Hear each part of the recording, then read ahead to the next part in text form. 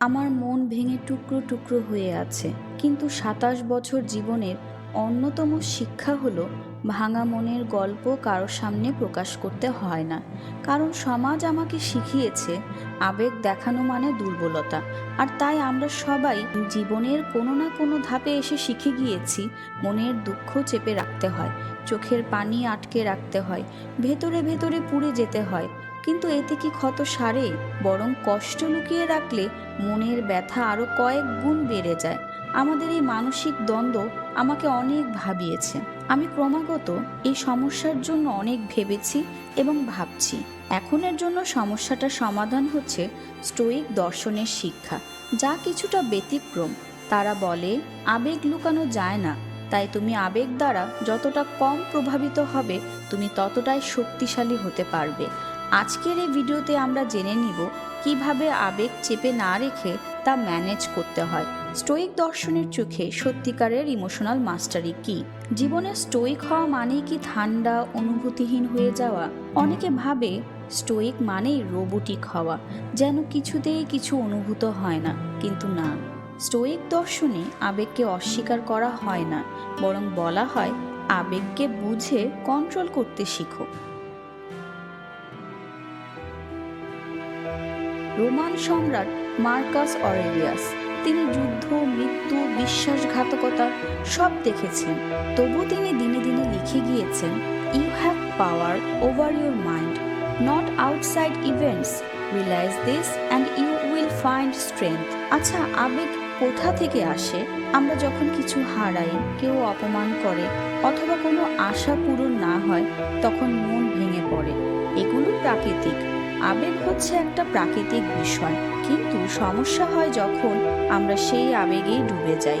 আমরা রাগের সব ভেঙে ফেলি, হতাশায় সব ছেড়ে দিই।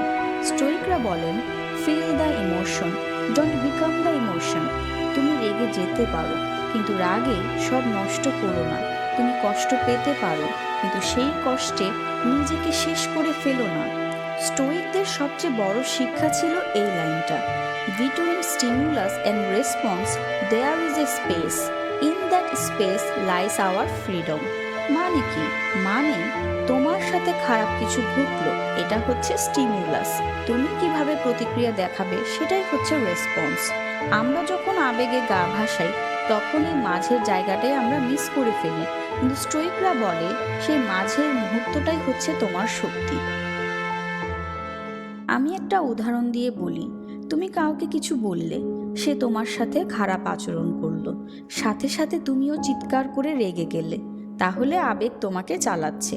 কিন্তু তুমি যদি 10 সেকেন্ড চুপ করে ভাবো, এই রাগ কি আমার কোনো উপকারে আসবে, তাহলেই তুমি আবেগের মাস্টার। আমি এখন আবেগ নিয়ন্ত্রণের কিছু স্টোইক টুলস নিয়ে কথা বলবো। 1 নম্বর হচ্ছে প্রি মেডিটেশন। আগেই ভাবো কি কি খারাপ ঘটতে পারে, তাহলে বাস্তবে কিছু ঘটলে তুমি সেটাতে ভেঙে পড়বে না। বিষয়টা কিছুটা প্রোগ্রামিং করার মতো। কোনো ঘটনার পূর্বেই সম্ভাব্য সকল বিষয় নিয়ে আগে থেকেই ভেবে রাখো।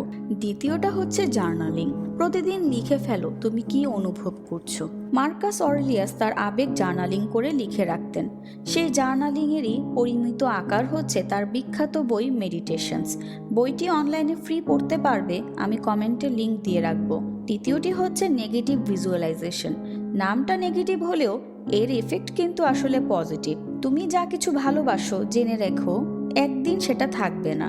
এতে তুমি কৃতজ্ঞতা শিখবে আর আবেগের দাস হবে না। Pause and breathe. রাগ বা দুঃখের সময় একদম থেমে যাও, শুধু 3বার গভীর নিঃশ্বাস নাও। তুমি নিজেই অনুভব করো তোমার মনের অবস্থা বদলে যাচ্ছে। রাগ অথবা অতিরিক্ত কষ্টের সময় প্রতিক্রিয়া না দেখানো কিন্তু কোনো দুর্বলতা নয়, এটা শক্তি, এবং পৃথিবীর খুব কম মানুষেরই এই শক্তি আছে। একটা বাস্তব গল্প বলি। একজন স্টোইক শিক্ষককে বলা হয়েছিল তোমার ছেলে মারা গিয়েছে। অশ্রু সজল চোখে তিনি শুধু বলেছিলেন, আমি জানতাম সে মরণশীল, আমি কষ্ট পাচ্ছি, কিন্তু আমি ভেঙে পড়ব না। এখানে আবেগ আছে, কিন্তু নিয়ন্ত্রণও আছে। স্টোইসিজম আমাদের শেখায়, তুমি মানুষ, তোমার আবেগ থাকবে, কিন্তু তুমি যদি আবেগের কৃতদাস হও, তাহলে তুমি আর স্বাধীনতা পাবে না। আমার খুব পছন্দের একটি কোরিয়ান ড্রামা হচ্ছে মাই লিবারেশন নোটস। এই ড্রামাটিতে আমি তীব্রভাবে ভাবতে শুরু করেছিলাম, আসলেই তো জীবনের স্বাধীনতা কোথায়? মৃত্যুই কি আমাদের একমাত্র স্বাধীনতা? ড্রামার প্রতিটি চরিত্রই নিজ নিজ জীবনের বন্ধন থেকে মুক্তি পেতে চায়, হোক সেটা চাকরি, একাকিত্ব, পরিবার কিংবা নিজেদের জীবনের কোনো একটি খুঁত। ড্রামার গল্পটি নিঃসঙ্গতা ও জীবনের একঘেয়েমিকে খুব নিঃশব্দ ও সংবেদনশীলভাবে তুলে ধরেছে। এখানে ড্রামাটিক কোনো টুইস্ট নেই, আছে শুধুই জীবন। চাইলে ড্রামাটি দেখে নিতে পারো, নেটফ্লিক্সে পাবে। আমাদের মূল শক্তি ও স্বাধীনতা হলো আবেগকে মেনে নিয়ে জীবন পরিচালনা করা। আজ তুমি যদি আবেগ চেপে রাখো, তাহলে তা একদিন না একদিন বিস্ফোরণ ঘটাবেই। আর যদি আবেগে ডুবে যাও, তাহলে তুমি তোমার জীবনের নিয়ন্ত্রণ হারাবে।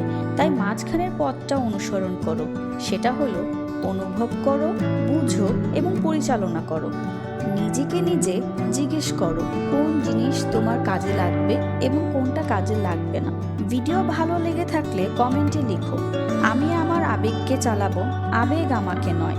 এই ভিডিওটা শেয়ার করো তাদের সঙ্গে যারা ভেতরে ভেতরে কষ্ট চাপা দিয়ে রাখে। আবেগের মাস্টারি তাদের জন্য খুব ভালো একটি উপহার হতে পারে। সাবস্ক্রাইব করে পাশে থাকো। স্টোইক দর্শন নিয়ে এই প্লেলিস্টের ভিডিওগুলো দেখে নিতে পারো। এমন জীবন বদলে দেওয়ার চিন্তা নিয়ে আমি আবার আসবো। আজ তোমার দিনটি রোদেলা হোক বা বৃষ্টিমুখর, ভেতরের মানুষটাকে ভালো রাখো, যত্ন নিও। Welcome to Konit, clear mind and curious soul. নিজেকে গড়ে তুলো নতুন আত্মবিশ্বাসে।